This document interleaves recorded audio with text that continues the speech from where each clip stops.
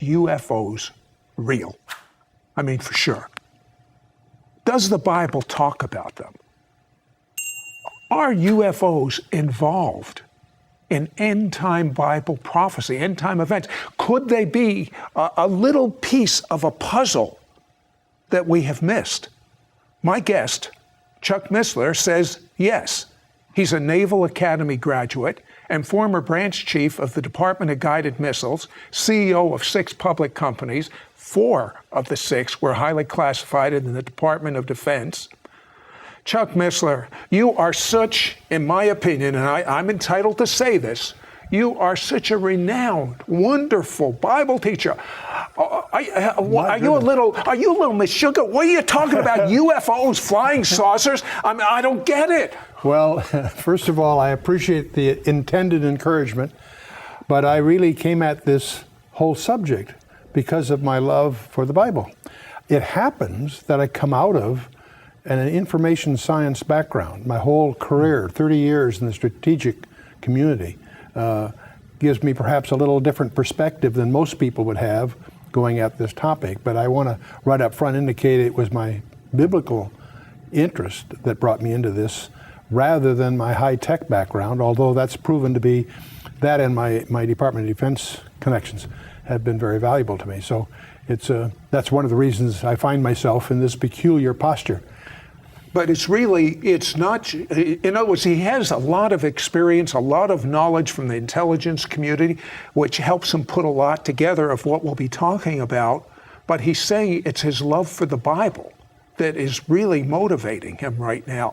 So you found a controversial verse in Genesis 6, which has to do with a prophecy that Jesus said. I start with Jesus, and in Matthew 24, he gives 4 disciples an inside briefing on a second coming. And in that briefing, he makes a very strange remark. He says, as the days of Noah were, so shall the days of the coming of the Son of Man be. Now, many people presume he just meant that it was because of the business as usual. And so anyway, the point is, right, we need to understand what the days of Noah were like in order to understand what he was saying. So that takes us to Genesis 6, and when you jump into Genesis 6, you quickly discover that very few seminaries teach what that passage really says. And so as you get into that Genesis 6, you have to understand the first 2 verses are one sentence, and it deals with this strange goings-on between the fallen angels producing hybrids with humans. And that was so uncomfortable in the early years of the church that it was the understanding of the early rabbis. It was also the understanding of the early church that what it was dealing with was fallen angels cohabiting with human women, producing a strange hybrid offspring. But when you get to about the 5th century, that was a very uncomfortable posture.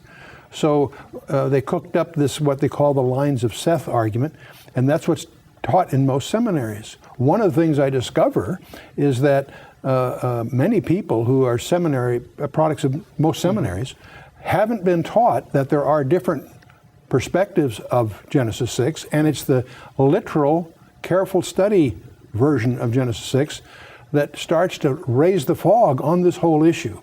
Now tell me about the word Nephilim. What does that mean? In the Hebrew, it comes from the verb nephal. It means the fallen ones, and that's the term used. Don't confuse that with the fallen angels. The fallen angels, according to Genesis 6, cohabited with human women to produce a hybrid offspring that are called in the Hebrew the Nephilim. In the Septuagint version of the Old Testament, the translation of the Old Testament into Greek, they use the word gigantes, which is transliterated giants, right. And they did happen to be giants, but that's not what the word means. The word actually means, in the Greek, the earthborn. And so, from the Greek point of view, they're earthborn. From the Hebrew point of view, they're the fallen ones. But either way, they're pointing to a hybrid, and it apparently was part of Satan's plan to contaminate the Messianic line. But so the purpose of the flood was to get rid of these. Exactly. That's that's exactly the point. You study verse 9 of Genesis 6. It speaks of Noah that his genealogy was untainted, unblemished. And apparently it was a distinctive in that sense. He may not have been the only one unblemished, but the fact that he was unblemished qualified him for what God was going to do, among other things. But the point is, the whole issue that God chose to do was to save 8 people in the ark and erase the blackboard, so to speak. Okay, but if the blackboard was erased, then we don't have to fool with them today, if they were all destroyed. Except Genesis 6 verse 4 says there were Nephilim in the land in those days, comma, and also after that. And we discover, many good Bible scholars miss this, that you really won't understand subsequent events in the Old Testament by not realizing it happened again. When God in Genesis 15 and Genesis 17 confirms the land covenant to Abraham, he tells Abraham that he and his descendants are going to be away for 400 years, but after 400 years, they're going to return. That gave Satan, who's obviously listening, the realization that he had 4 centuries to lay down a minefield. And that's why when Moses enters the land and he sends his at Kadesh Barnea, he sends in the 12 reconnoiters, if I can call them that. They come back and say, and Numbers 13, verse 33 says they were Nephilim in the land. So it happened again. I'll tell you what, hold that thought. Did you know that a dozen astronauts have reported UFOs? Don't go away, we'll be right back. Chuck, so many astronauts are reporting UFOs, but one was amazing. This one astronaut, John Blaha, a ham radio operator, actually picked up what he was saying. As a matter of fact, a picture's worth 1,000 words. Let's take a look at that now. The wording is as follows. Houston, this is Discovery. We still have the alien spacecraft under observance.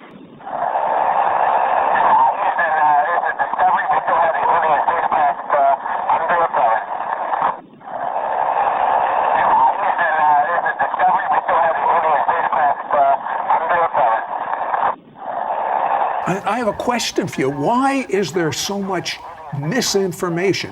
Why are there so many cover-ups? I mean, when astronauts are reporting UFOs, what is the reason, in your opinion, for the misinformation, the cover-up? I would be conjecturing, like most people, one of the great mysteries in this whole area is why the cover-ups by all the governments, but most by the United States. Other countries are starting to release those information, but in the United States, there is a deliberate attempt to hide this area, and that's probably the biggest mystery. Isn't this one? The biggest one is Roswell. Why is the Roswell incident back in 1947 enjoy a higher level of classification than our most sensitive warheads?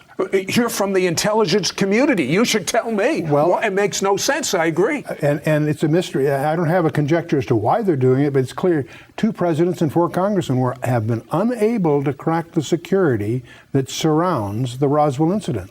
Why? That was 60 years ago. And that's the mystery. Obviously, there's all kinds of bizarre stories that have come out of that experience. But the real mystery to me isn't that. The real mystery is, why is it classified? Why does the government hide it? And I don't have any conjectures. I think those conjectures are just as wild as the other conjectures about the UFOs. According to your tapes, this cover-up is very unusual because some 30 newspapers reported it in 47, and then just immediately after, what happened? Yeah, Blanchard, the colonel of the base, when the Roswell thing first happened, issued a press release that a saucer had landed and so forth. Within a few hours, 400 miles away, the Brigadier General in charge of the 8th Air Force countermanded that press release and hatched this story about it was a weather balloon and so forth. That starts a whole series of the silliest, most inane cover-up stories. There's been a sequence of them. First it was a weather balloon. Well, that didn't fly. They went one after the other. And to the community, it's almost insulting because the cover-up stories are so empty, so foolish, so ridiculous. But what about that new technique, digital imaging? Yeah, it's interesting that when Brigadier General Ramey made his press release countermanding Blanchard's, the press took pictures. Many years later, just a few years ago, a guy by the name of Johnson who took the picture, we were able to get the negatives, And by using advanced digital analysis of the negatives, they were able, an analyst by the name of Rudiak was able to use advanced information techniques to unravel some words that were on the memo that was in Ramey's hand. And it speaks of the victims and the disc that crashed. In other words, this actually calls it not a plane, a disc. A disc that crashed, and there are victims, implying. See, the stories have always said there were 4 bodies, 3 were dead, 1 was still alive. That was the unconfirmed rumors that we heard. Well, it turns out that memo, that unraveling, is regarded as the smoking gun because it demonstrates that the Air Force has been lying all along. Well, these UFOs, they defy laws of physics. Your degree is in physics, yes, I believe. Well, yes. The thing that is the fundamentals, we want to get right at that. I'm sorry, presuming a lot here on your audience. The UFOs have 2 problems. The one problem is they are tangible. They show up on multiple radars. They leave physical evidence, burnt ground and radioactivity and so forth. So they're tangible. They're not hallucinations. Radar sets don't have hallucinations, okay? Right. On the other hand, they make right-angle turns at exotic speeds. They go faster than the speed of sound without sonic booms. They do things that seem to violate physical laws, and yet they are physical in one sense, and yet they're not physical in another. Now, the other area we need to just acknowledge is this is the toughest area to research, because not only because of all the hoaxes and all the crackpots that are in this area, is because of the deliberate disinformation by the government trying to hide these areas. But the net reality is Jacques Vallée, the Frenchman, and J. Allen Hynek, the American, are probably the 2 most of the early pioneers, the 2 most reputable researchers. They both came to the conclusion that these things are hyperdimensional. They're not extragalactical. That's a very fundamental insight, by the way, because they seem to pose to being something that they're not. But the real point is that we're dealing here with a phenomenon that bridges the physical reality we understand and a reality that's outside that. One of the things we've discovered just in the last few years is that some of the constants of physics are changing that we thought were constant. And Scientific American, in June of 2005, ran an article in which they pointed out if the constants of physics are changing, that implies that our physical reality is actually a subset, a shadow of a larger reality. And when you start dealing in the UFO area, that's one of the other demonstrations that there is a hyperdimensional aspect to this. And you actually, from your research, believe that some of the people that report they've been abducted is actually true. That is the spookiest side of this whole area, and probably the classic author in this area is Dr. John Mack, head of psychiatry for Harvard Hospital. He's written a book on this whole area. Clearly, and there was a conference at MIT on this whole subject. There are enormous numbers of people. Some estimates are between over 1% of the population, maybe as high as 2 or 3%, claim to have had an experience which involves being abducted by these vehicles or whatever. And now their stories are too bizarre to accept on the one hand. On the other hand, when you profile these people, they're above average intelligence, no prior psychiatric history, clearly subject to some serious trauma, and not anxious. They're almost trying to hide the stories rather than reveal them. And their stories are similar. That's the thing that's so amazing. They're united by some common threads. In fact, that was Mack's challenge to the conference at MIT. He says, if what these people say is happening isn't happening, what is happening? Because these stories all have common links that are spooky. I'll tell you what, hold that thought. When we come back, we're going to talk about how these UFOs tie in with end times. Descendants of the Nephilim. I wouldn't be a bit surprised. Well, not necessarily as descendants directly, because I think that's been dealt with. But I think there's, but at the same time, I do suspect that the UFOs are in effect a modern day echo, if you will, and that may be what Jesus was talking about when he says, "As the days of Noah were." That there's he's implying a parallelism, and so that's why we got interested in this in the first place. And if that's true, we can test it very simply, because if we're correct, these events are going to increase as we get increasingly closer to what we call the end times. Okay, there's an allusion to this that's, I mean, it really grabbed me when you explained it on my radio show from Daniel. Yes, oh, exactly. In Daniel chapter 2, we have the famous image of Nebuchadnezzar, and as he goes through it, the mystery is the iron mixed with clay. And when Daniel goes to explain what the miry clay is, he says, as for the miry clay, comma, they shall mingle themselves with the seed of men. Now, I've had the exegetical experts confirm this. The they, he shifts to a personal pronoun, but the they has to be something other than the seed of men in order for them to mingle it with this. Just grammatically, it requires that. So that leads to a speculation. What are we talking about here? One of the possibilities is that we're dealing here with something that's not the seed of men, namely Nephilim, hybrids. And that's a hint there that there will be a proliferation of hybrids at the end times, because that's what Daniel's talking about. So that's a staggering verse to deal with. You talk about Joshua's assignment to destroy all the people in particular areas that a lot of people wonder about. Yeah, when you read that as a New Testament reader, you're shocked, because God tells Joshua to wipe out every man, woman, and child of 4 key tribes. And that shocks the New Testament reader, because we don't understand that there is a gene pool problem again. We understand Genesis 6, the flood of Noah, was dealing, among other things, with a gene pool problem in the human predicament. What we don't realize is that Satan had again laid down a minefield in Canaan, because when he found out from God's revelation to Abraham that his descendants would be away and then return after 400 years, that gave Satan 400 years to lay down a minefield. When you study the book of Judges geographically, you discover that they didn't follow through in certain areas to wipe out their instructions. The places they missed was a place called Bashan. We call that the Golan Heights today.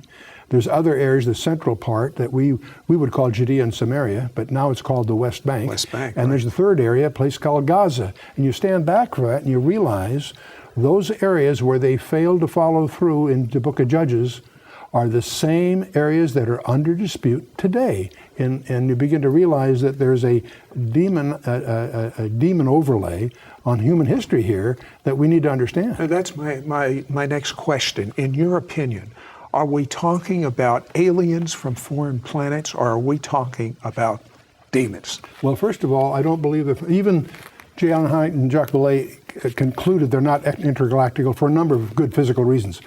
We believe they're hyperdimensional, they're demonic. They also pretend to be something they're not. That means that one of their tools is deceptions.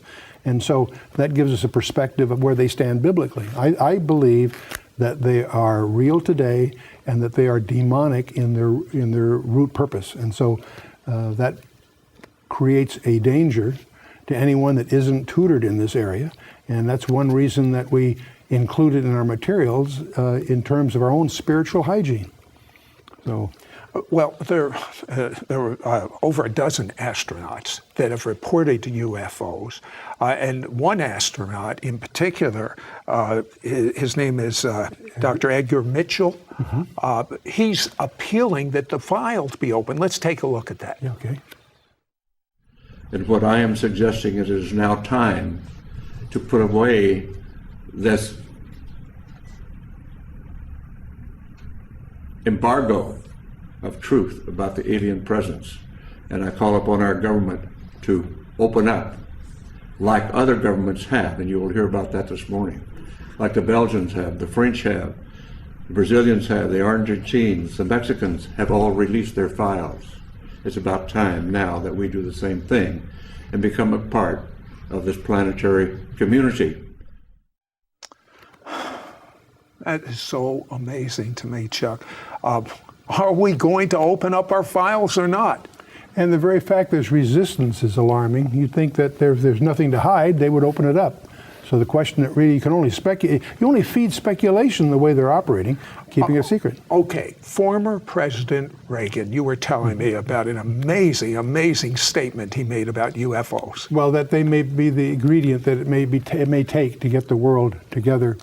But on the presidential side, there have been 2 presidents that have tried to crack the security and couldn't, and 4 congressmen. So we need to put pressure. So what is going to happen when the President of the United States says there are UFOs we're being invaded. There's going to be a one world government. And I mean, there we are, end time prophecy. It looks like it's very easy to see how this could have a major role in setting the stage if we understand the classical biblical scenario. And that's one reason when you go at this area, your primary study should be to understand what the Bible has said all along is the destiny of man and the history, the forward history of governments. And so, as we watch every day, that as we look at our newspaper and see where the world is going, not just in this area, the whole geopolitical horizon is converging. The more you know about your Bible, and the more you know about what's really going on in the geopolitical horizon, the more you see the convergence. We're plunging in to the climax of human history. Based on all of your Bible study, all your research, where is America right now? Well, America is in deep trouble. The America you and I grew up in, I believe, is over. I think that the most common question I get asked as I travel and have question and answer sessions is, where's America in prophecy? And all the end time players in eschatology are well identified in the Bible, and they're there. America's conspicuous by not being. The other question I always get asked is, why hasn't God judged America? Billy Graham quipped several decades ago. Well, listen, we have a few seconds left in this show. We don't know when the end's going to, we don't know the day or hour. Make Jesus your Lord. Get to know him intimately. Let God say, I want to be your friend. He's speaking it to you now.